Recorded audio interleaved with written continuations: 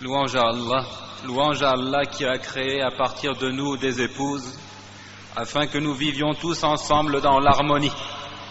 Il établit dans nos cœurs de l'amour réciproque et inspire la miséricorde.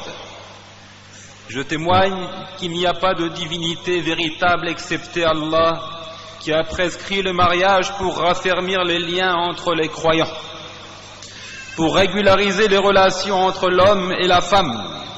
Et je témoigne que Mohammed est le serviteur d'Allah et son messager, le meilleur des maris, toujours au service des siens, qu'Allah a pris sur lui, sa famille et ses compagnons, et tous ceux qui arpentent la voie tracée par le Seigneur des mondes. Chers frères dans la foi, le meilleur des foyers est celui qui vit au rythme de l'entente du couple, qui se réveille au son de l'appel à la prière, qui sieste à l'ombre de la miséricorde divine et qui se couche dans l'agrément d'Allah. Allah dit: et vivez avec elle dans la bienséance. Si vous éprouvez du dégoût pour elle, alors il se peut que vous détestiez une chose alors qu'Allah y a placé un grand bien. Et cette bienfaisance n'est réalisable qu'avec un respect des droits et des devoirs de chacun, et le traitement juste et équitable de toutes les épouses. Allah dit: quant à elles, elles ont des droits équivalents à leurs obligations, conformément à la bienséance. Mais les hommes ont cependant une prédominance sur elles, et Allah est puissant et sage. Et le messager, qu'Allah fasse ses éloges aux anges rapprochés, enseigne et encourage cette bonne entente. Il dit dans ce que rapporte Abu Huraira: le croyant a la foi la plus complète est celui qui est doté des meilleurs comportements, et le meilleur d'entre vous est le meilleur envers ses femmes. Et ces droits ont été détaillés dans les récits authentiques. Ainsi, le mari doit assurer à la femme une bonne cohabitation. Allah dit: et comportez-vous convenablement envers elle. Il doit nourrir son épouse comme il se nourrit lui-même, l'habiller comme il s'habille lui-même, l'orienter, la sermonner et l'éduquer quand elle viole ses devoirs conjugaux, sans l'insulter, sans l'humilier.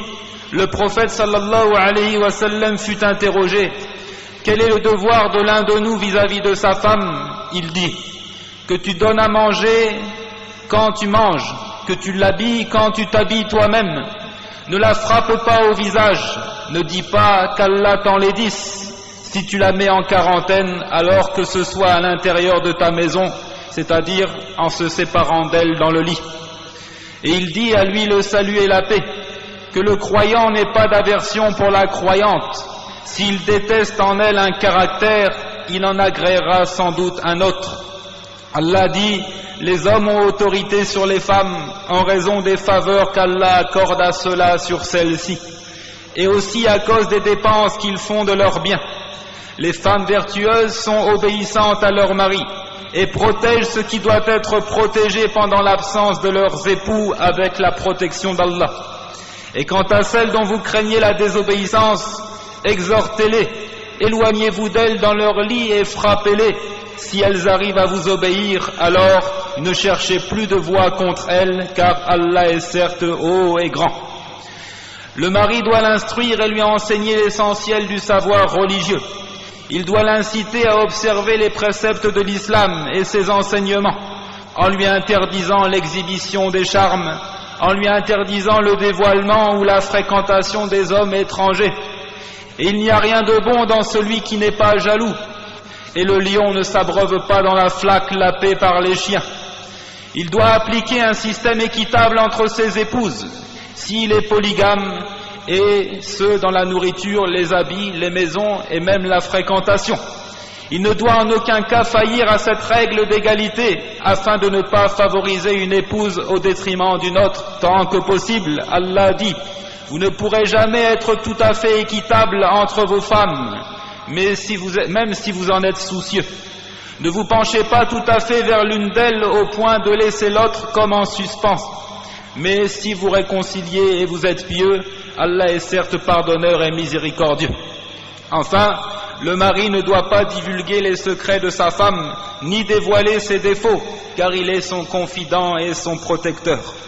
La femme, quant à elle, doit l'obéissance à son époux, tant que celle-ci ne comporte pas de rébellion contre Allah, conformément à la parole d'Allah, si elles arrivent à vous obéir, alors ne cherchez plus de voix contre elles. Et dans le récit authentique, lorsque l'homme invite sa femme à venir au lit, et qu'ayant essuyé un refus, il passe la nuit irrité contre elle, les anges ne cessent de la maudire jusqu'au matin.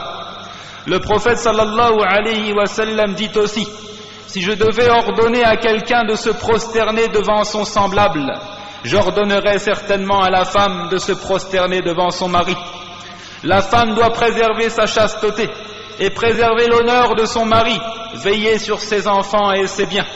Le messager d'Allah dit: la femme est bergère dans la maison de son mari et bergère de sa progéniture, et elle est responsable de ce dont elle a la charge. La femme doit s'employer à obtenir la satisfaction de son mari, à éviter sa colère. Ainsi, s'il la sollicite dans son lit, elle ne doit pas s'y refuser, sauf si elle a une excuse valable, telle que les menstrues ou les lochis. La femme doit prendre conscience qu'elle dépend de son mari. Par conséquent, elle ne doit pas agir seule, ni disposer à sa guise d'elle-même et de ses biens sans son autorisation. Elle s'efforcera de faire passer en priorité les droits du mari avant les siens, et ceux de ses proches avant ceux de ses proches à elle. Elle doit être prête à lui donner du plaisir, et dans le récit, votre droit sur elle, c'est qu'elle n'autorise pas et ne permette pas à ceux que vous détestez d'entrer chez vous. La femme pieuse évite tout ce qui provoque le courroux de son mari. Elle doit chercher à le satisfaire parce qu'il peut être la source de son salut, ou au contraire, il peut être la cause de sa perte en enfer. Et ce, conformément au récit. Toute femme qui décède alors que son mari est satisfait d'elle entrera au paradis. Et dans l'autre récit, si la femme accomplit ses 5 prières, jeûne son mois du Ramadan et obéit à son mari, elle entrera au paradis par la porte de son choix. Croyantes, établissez l'entente, établissez la concorde entre vous, en respectant vos droits et vos devoirs. Craignez la discorde et l'inimitié qui mènerait au divorce, qui mènerait à la division interne de la communauté. Ô vous qui avez cru, préservez vos personnes et vos familles d'un feu, dont le combustible sera les gens et les pierres, surveillés par des anges rudes, durs, ne désobéissant jamais à Allah en ce qu'il leur commande et faisant strictement ce qu'on leur ordonne.